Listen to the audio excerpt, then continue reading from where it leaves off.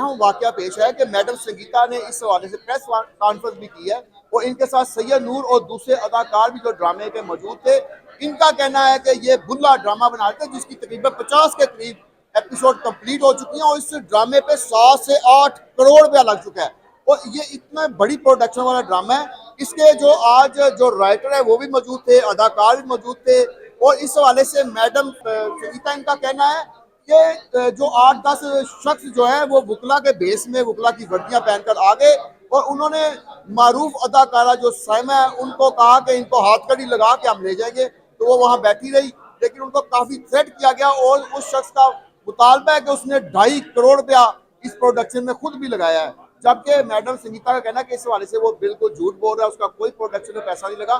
और इस हवाले से मैडम संगीता शेराकोट थाने में जो FIR है उसकी दरखास्त भी दे दी है, जिसकी इब्तदाई जो है वो उनको ले ली गई है दरखास्त।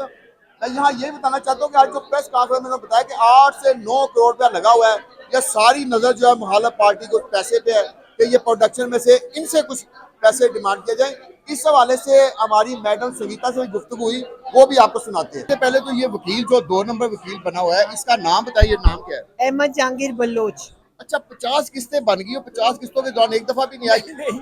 नहीं, उसने ये सारा देखे ना जरा, एकदम बीच में मतलब 2.5 साल से मैं ये ड्रामा बना रही हूँ और अब तक आपके कितने पैसे खर्च हो चुके इस पे? इसमें 7-8 करोड़ लग चुका है। अच्छा, ये तो नहीं कि वो 7-8 करोड़ में 2.5 करोड़ अपना कह के इसमें से कोई हिस्सा लेना चाहता है? ये ब्लैकमेलिंग है ना।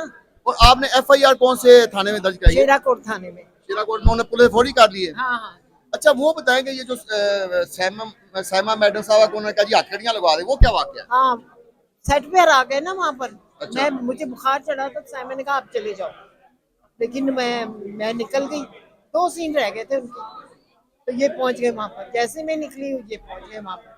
अच्छा, इनका सबसे पहले तो पता चला जाए कि ये इनका लाइसेंस है कि इसके लिए 2 फोरम है।